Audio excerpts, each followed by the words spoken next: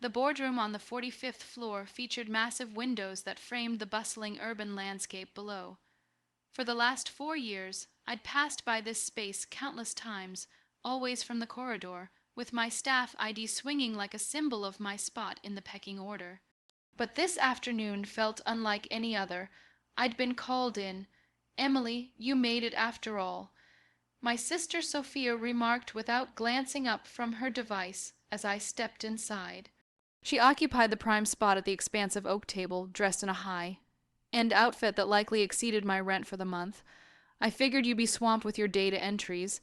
Seated around the table were the core figures in our family's property development dynasty.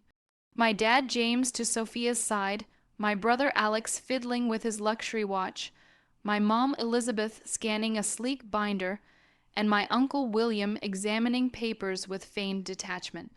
Then there were the externals: Robert Hayes, our finance head, Laura Bennett, our primary legal advisor, and Michael Chen from the buying company.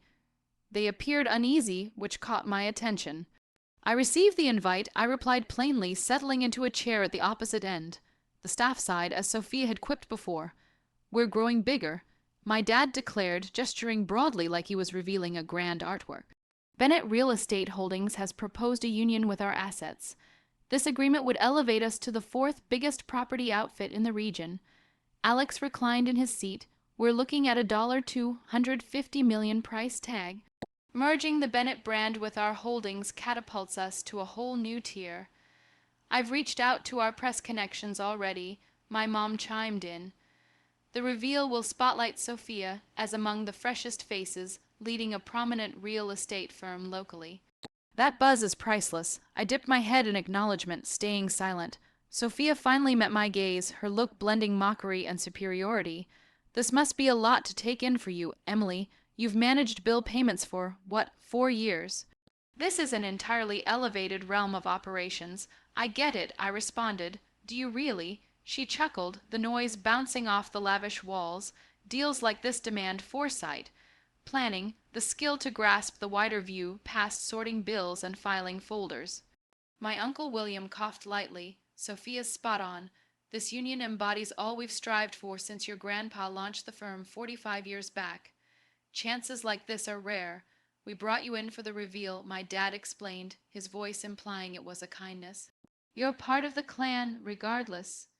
Even without a say in choices, you ought to be informed about the firm's direction."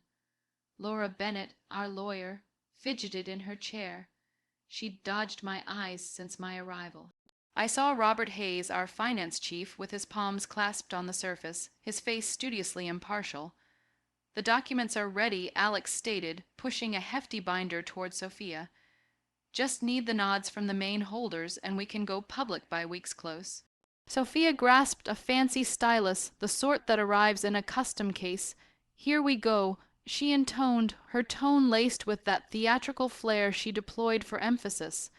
"The instant that shifts our family's heritage forever."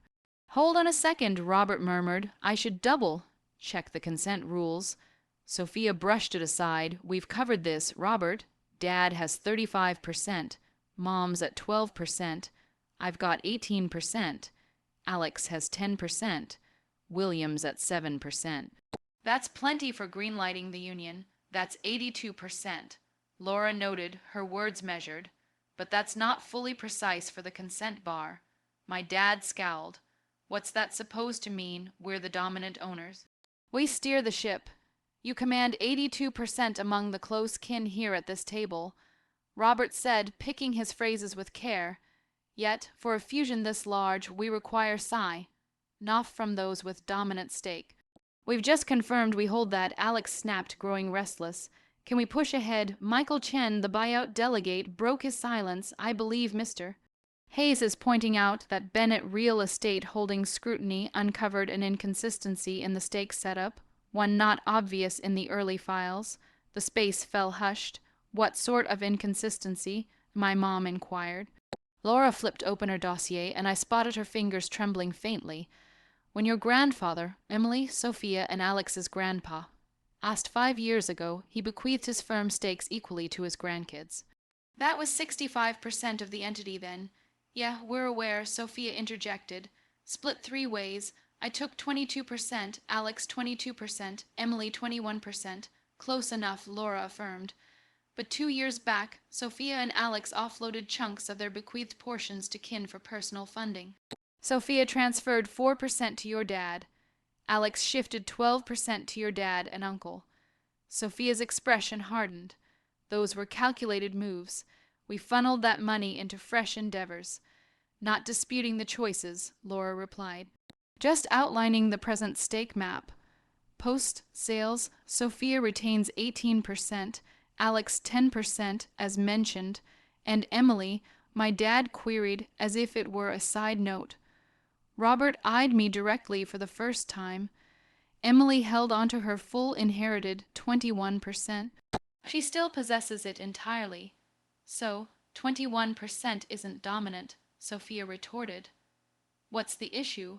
It goes deeper, Laura continued. 3 years ago, a front entity named Oakwood Ventures started snapping up firm stakes via assorted private deals. Minor trades, none tripping report mandates alone, but substantial together. My brother leaned in. Who's behind Oakwood Ventures? Robert passed a sheet over. Per the records I checked today, Oakwood Ventures belongs solely to Emily Harrington. The ensuing quiet was deep. No way, Sophia uttered, her assurance waning. Oakwood Ventures amassed 42% over 3 years, Laura went on. Paired with Emily's initial 21%, that's 63% for her. She's the primary owner and directing force.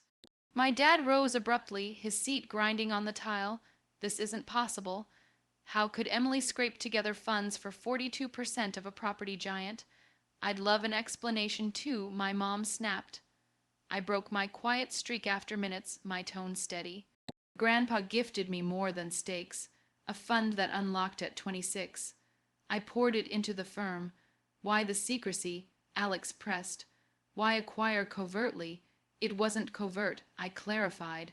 All buys were legit, recorded properly. That you didn't monitor the stake lay out isn't on me. Sophia paled. You've lounged in that workstation handling payments, acting like a junior staffer while controlling the bulk. I wasn't acting, I countered. I chose bill management to grasp fund movement at all tiers. I absorbed more there than in any upscale suite. This is ridiculous, my dad muttered, sinking back, grappling with the fallout. So we can't advance the union sans Emily's okay. Precisely, Laura verified. Big moves like fusions, buys, key sales, structure shifts need backing from at least 51% holders. Emily's at 63%. Her nod is essential. Michael Chen collected his notes. Bennett Real Estate Holdings approached this in trust, assuming we negotiated with the true deciders. If the real director was sidelined, we must rethink everything. Hang on, my Uncle William interjected. We can sort this. Emily's blood. She'll endorse it. All eyes turned to me. Will you? Sophia asked, her voice hinting at doubt, perhaps worry. I paused before answering. I'd prefer to examine the union details thoroughly. The forecasts, merger blueprint, pricing approach, after union leadership setup. Sure, Michael said. Our group can assemble a full overview. No need, I replied. I've skimmed the drafts already. Issues stand out in multiple areas. My mom's gaze sharpened. What issues? The pricing looks undervalued, I noted. Our asset list has 4 structures that surged way past the union's estimates. Bennett's snagging them cheap. Robert dipped his head subtly. I highlighted that early on, was informed the family deemed it fine. Not fine by me, I stated, since no one consulted. Sophia's knuckles whitened. So, you're blocking it from resentment. I'm safeguarding the firm, I said. The approach I've taken for 4 years in payments, while you presumed I was too minor to heed. Alex jumped up. This is extortion. You're wielding your stake to retaliate. I'm invoking my role as top owner, I said. Something you'd do instantly if tables turned. Laura cleared her voice. Another point to cover. The existing setup lists Sophia as head exec, but that was set assuming the kin block dominated. With true stakes revealed, Emily can overhaul the leadership. The weight of that hung thick. You wouldn't dare, Sophia breathed. I haven't settled on actions yet, I said. but it's high time for a frank talk on firm operations and unauthorized calls. My dad's complexion flushed. Unauthorized, we've grown this outfit, managed it for ages. You've managed 82% of it, I amended. I've held 63% for the last year since final buys settled. Every big call then needed my sign-off. How many got it? The hush spoke volumes. The Bayview expansion I listed. The ad deal with the Harlan Group, the disposal of the lakeside site, the fresh build in Midtown. None hit my station for okay. Robert squirmed. I voiced approval worries repeatedly, was directed to let Kin coordinate internally. Kin coordinated by cutting me out of key choices, I said, while viewing me as scarcely fit for their reimbursement forms. You kept Mum, my mom objected. Never hinted at wanting in on leadership. I showed for every owner gathering invited to, I said, which totals this one, first in 4 years. Sophia set her flute down with a clink, her grip tight. So this is payback. You'll torpedo the union and seize control to settle scores for not pampering you. I'm defending my stake, I said, and guaranteeing sound management, not revenge, though I see why you'd mix them up. Michael rose. Bennett Real Estate Holdings should pause until your stake mess clears. Can't fuse when the true director wasn't looped in. Hold up, my dad urged. Michael, we can fix this. Kin spat, we'll align Emily. How exactly? Michael queried sharply. Sounds like your kin owns 63% yet was purposely shut out from steering. That's no small hiccup. That's core oversight flaw. He acknowledged Laura and Robert. We'll connect once authority's clear. His exit echoed in the stilled space. The portal shut and Sophia erupted. Realize what you've wrecked. This union would have made us giants. Countrywide spotlight, growth, funds, all our goals. Your goals, I corrected, sans me. Because you were tallying bills, Alex bellowed. What, drag you into elite planning for bill vendor tips? You should have acknowledged my majority hold, I said. Those stakes didn't materialize magically. Each buy was logged in records, accessible anytime. My Uncle William whispered. No one bothered checking. You appeared satisfied in your role. I was studying the operation, I said, bottom to top, while you made calls on my firm without my awareness or agreement. Your firm, Sophia shrieked. This is Kin Enterprise. Grandpa founded it. Dad scaled it. We've all pitched in. And now I command 63%, I said. Facts stand. Rage won't alter them. Laura bundled her file. This session should wrap. Kin needs private chat time. No, I said. Robert and Laura remain. We must cover instant admin shifts I'm enacting. My dad's hue deep into crimson. Shifts. You can't just I can, I affirmed, tone even. Per bylaws, I've pored over them. The top owner can revamp leadership with panel nod. I am the panel top. Sophia bolted upright, toppling her seat. Madness, you can't helm this, zero background. I've got 4 years in payments, I said, so I track every cent's path. Seen winning ventures and losers, noted padding in reimbursements and shortfall hides, likely know this outfit deeper than any here.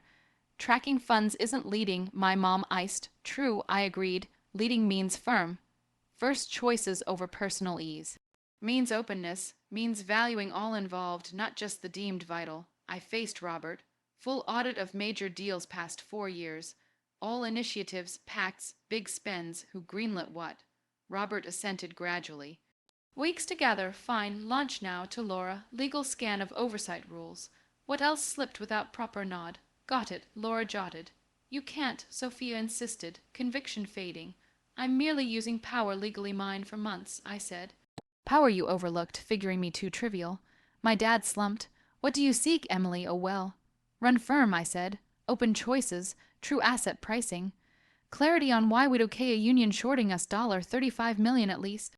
$35 million, Alex doubted. Bayview Plaza jumped $25 million post last check, I said. Waterfront block up 10. Bennett used stale figures. Robert noted it. You brushed off for media thrill. Roberts looked back to me. Also leadership overhaul, I added. Sophia, you're out as head exec now. The hit landed hard. Sophia reeled. Impossible, it is, and done, I said. You've pushed big moves sans owner, okay. Favored self. promo over firm health.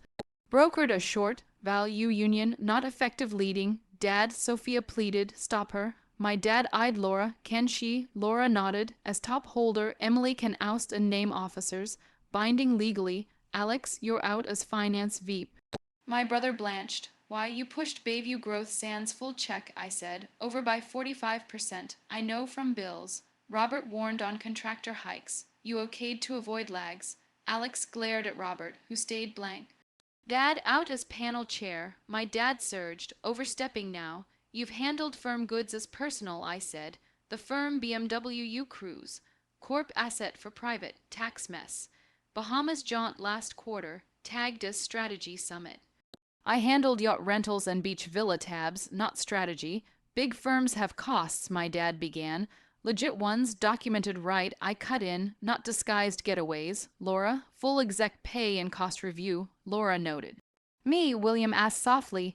You've managed ops fine, I said. Stay, Robert, your finance head. Laura, stay counsel. I'm interim head during revamp. Sophia cackled desperately. You, filing bills 4 years. And grasping all firm facets, I said. No cash rhythms, late payers, upkeep needs. Overchargers vs value givers, respectful leads vs toxic ones, how the last, my mom probed. Breakroom lunches with crews 4 years, I said. While you dined fancy on firm dime, I heard ops truth. Repair lags, renter gripes ignored, hazards brushed, quits from bad bosses. I rose, session over. Robert, Laura, my suite in 90 minutes for handover start. Your suite, Sophia mocked, you cubit. Not now, I said. Taking the top floor one. Clear yours by close today. I headed out, then halted, pivoted. One thing, Bennett Union nixed. Robert, tell them thanks, but no. Huge error, my dad warned. Perhaps, I said, my call though, my firm, has been a while. You just wouldn't see the bill filer as more than junior. I exited, striding past posh suites, fine woods, pricey pieces to the lift. Hands firm, breath even. Behind, voices swelled in the boardroom, dulled by walls, but furious. Didn't matter. Let them fume. Feel exclusion from fate rooms. I messaged Robert. Meet set 3 p.m. Bring all oversight files. Last 4 years' finances. Quick reply on it. Well done, incidentally. I grinned. Robert knew. Good finance head track stakes. Likely waited months, seeing me bill and admin while holding reins. Lift came. Mirror showed a lady in plain attire. No flash, no bling. Looked what I was. 4 years bottom-up learner. But now all knew, the controller, phone hummed so. Via, voicemail, Alex, same, mom, by lobby 9 missed.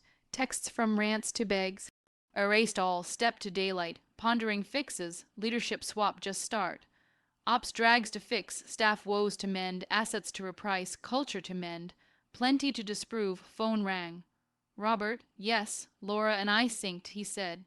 Top suite clearing, Sophia's out with guard, tried finance access, locked per rules, good, Dad and Alex, Dad phoning panel, but you're top, so futile. Alex hold up. Alert when he goes, I said. All 3 off-site by 6 p.m. Roger, Emily, F. Will, many hoped for this. Firm craves true guide. Incoming, I said. Till 3. Hung, headed to my compact car and staff spot. Parked daily 4 years. Tomorrow, exec bay. Tomorrow, enter as head and owner, not quiet payer.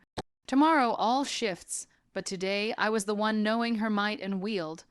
The one 4 years studying, scheming, biding for ideal strike. And that strike, when kin reveled in win, forgetting power check. Phone buzzed so. Via text, talk now, error, ring me, deleted, drove from my building to self, ruled tomorrow, back in that 45th boardroom, kin likely still debating the twist, puzzling missed clues, wondering how dismissed kin held aces all along. Let them puzzle. I had a firm to run. As I drove through the city streets, the afternoon sun casting long shadows across the pavement, my mind wandered back to how it all began. It was 5 years ago, almost to the day, when Grandpa passed away. I remember the funeral like it was yesterday. The scent of lilies filling the air, the muffled sobs from family members who'd barely visited him in his final months. He'd been the architect of everything, starting with a single rundown apartment building he'd bought with savings from his factory job. Over decades, he'd turned it into a sprawling network of commercial and residential properties that spanned the state. His will reading was held in a stuffy lawyer's office downtown, the kind with leather chairs that stuck to your legs in the summer heat. We all sat there, Dad, Mom, Sophia, Alex, Uncle William, and me, expecting the usual divisions. But Grandpa had surprises in store. He'd left the bulk of his shares, 65% of the company, to be split equally among his grandchildren. That meant Sophia, Alex, and I each got about 21, 67%. I can still hear Sophia's excited whisper to Alex about how they'd use their portions to launch side ventures, maybe even expand into luxury developments. Me, I just sat there, absorbing it all, feeling the weight of his trust. But there was more, a private trust fund for me alone, set to mature when I hit 26. Grandpa had always seen something in me that the others didn't.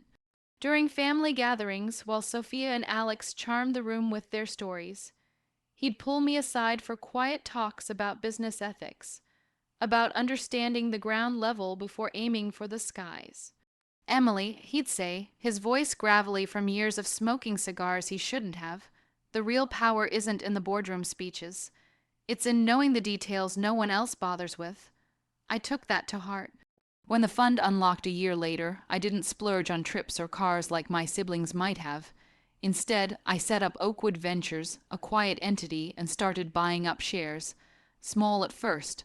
A percent here from a distant cousin looking to cash out, another from an old partner retiring. I worked with discreet brokers, ensuring everything was above board but under the radar.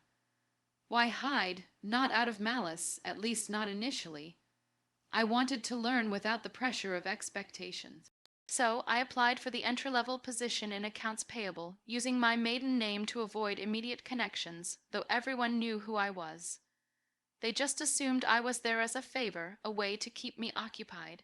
My first day on the job was a blur of fluorescent lights and endless stacks of paperwork. The department head, a no-nonsense woman named Carla, showed me to my cubicle. A cramped space with a flickering monitor and a phone that rang incessantly. You'll handle vendor invoices, match them to purchase orders, and flag any discrepancies. She explained, her tone efficient but kind. I nodded, diving in. Over the months, I learned the rhythms of the company from the inside out. I saw how a delayed payment to a contractor could ripple into construction halts, how overcharges from suppliers ate into profits. There were days when I'd pore over spreadsheets until my eyes blurred, tracing funds from revenue streams to expense lines. But it wasn't just numbers, it was people. In the break room, I'd chat with maintenance crews over coffee, hearing about leaky roofs in our older buildings that management ignored to cut costs. They say it's not in the budget.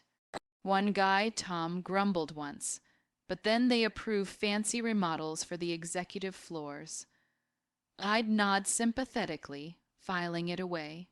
Then there were the tenant relations staff, venting about rude calls from higher-ups demanding rushed evictions for non-payment, even when economic downturns were the cause. Sophia wants results, not excuses. They'd mimic, rolling their eyes. I never let on that Sophia was my sister. It would have changed everything. Instead, I listened, learned, and quietly adjusted my share acquisitions to build my stake. Flash forward to about 2 years in, and things started heating up. I'd accumulated around 30% through Oakwood by then, combined with my inheritance putting me over 50%. But I stayed put, observing. That's when the family started pushing risky moves. Take the Bayview expansion. It was Sophia's pet project. She pitched it in a shareholder update email, one of the few I got, touting it as a game changer. Luxury condos overlooking the harbor with retail spaces below. Sounded great on paper, but from my vantage, I saw the red flags. Contractors bidding low to win, then inflating change orders. I processed those invoices myself, watching costs balloon 45% over budget. Robert had emailed warnings to Alex, who was acting CFO at the time, but Alex brushed them off. Delays cost more in the long run, he'd replied curtly. I remember sitting at my desk, staring at the screen, thinking how short-sighted it was. If I'd been in the room, I'd have demanded a full cost, benefit analysis, maybe even competitive rebids. But they didn't invite me. Why would they? To them, I was the quiet one, the one content with menial tasks. There were personal slights, too, ones that stung but fueled my resolve, like the family dinner last Christmas at Dad's sprawling estate. The table was laden with roast turkey, fine wines, and discussions that inevitably turned to business. Sophia dominated, bragging about landing a high-profile client for a downtown office tower lease. "It's all about networking," she said, clinking glasses with Alex. "You have to be in the right rooms." Mom beamed, praising her ambition. Then Dad turned to me, almost as an afterthought. "And how's the paperwork going, Emily? Keeping those bills in check?" They all chuckled like it was a light joke. I forced a smile, saying it was fine, but inside I seethed. That night, I went home to my modest apartment and reviewed my latest share purchase, a 5% block from a retiring board member. It pushed me to 55%. Soon, I whispered to myself. Another incident that sticks out was the company retreat 6 months ago, held at a lakeside resort. It was meant for team building, but really, it was an excuse for the execs to golf and spa, while lower staff attended mandatory seminar. I was there, of course, in the budget sessions track, learning about cost controls. Ironic, given I was spotting wastes left and right. During a group lunch, I overheard Sophia and Alex discussing the potential merger with Bennett. "It'll make us untouchable," Alex said, his voice carrying, "and put you in the spotlight as the young visionary." Sophia laughed, finally recognition for all the hard work. No mention of risks, no deep dives into valuation. Later, in a casual chat with Robert over coffee, he let slip his concerns about undervalued assets. "The waterfront properties alone are worth 15% more now." He confided quietly. I nodded, encouraging him to document it. That conversation solidified my plan. I'd wait for the big reveal, then step in. Back in the present, as I pulled into a coffee shop parking lot to kill time before the 3 p.m. meeting, my phone kept buzzing. More texts from the family, escalating from demands to please. "Dad, Emily, think about the legacy." "Mom, this isn't you. Let's discuss rationally." "Sophia, you're destroying everything we've built." I ignored them, ordering a latte and finding a quiet corner to review notes I'd kept over the years. Scribbles on inefficiencies, ideas for improvements. One big one was employee retention. Turnover was high in operations because of micromanaging from above. I'd implement anonymous feedback channels, promote from within based on merit, not favoritism. Then there were the properties, some sat underutilized, like the old warehouse district lots. With rezoning, they could become mixed-use developments, boosting revenue without overextending like Bayview. At 2:45, I headed back to the building. My building now.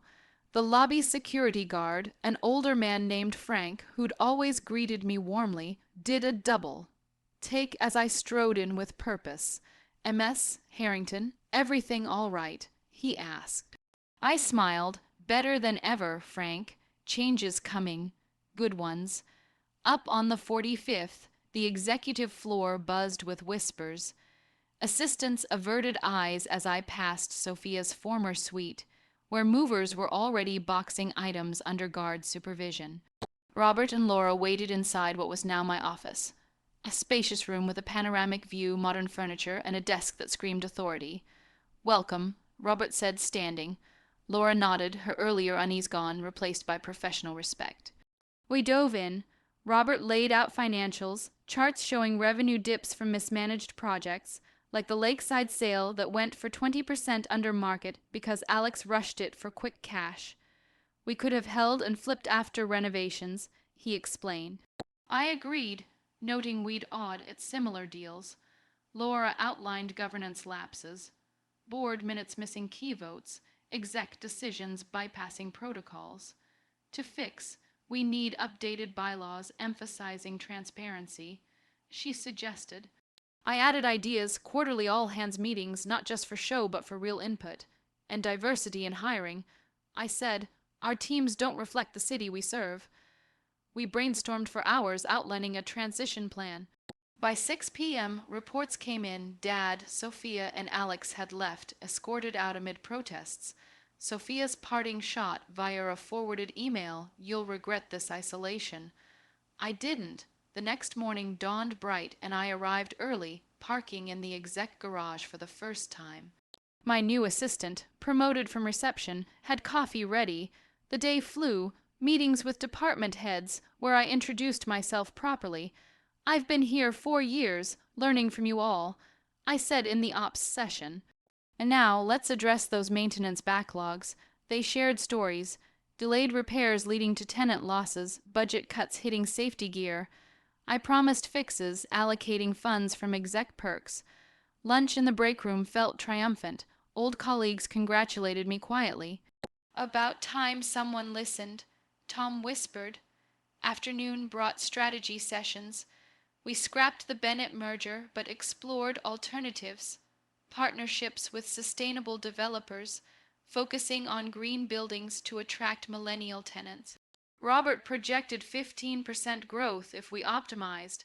By evening, I'd drafted a company-wide memo. Today marks a new chapter.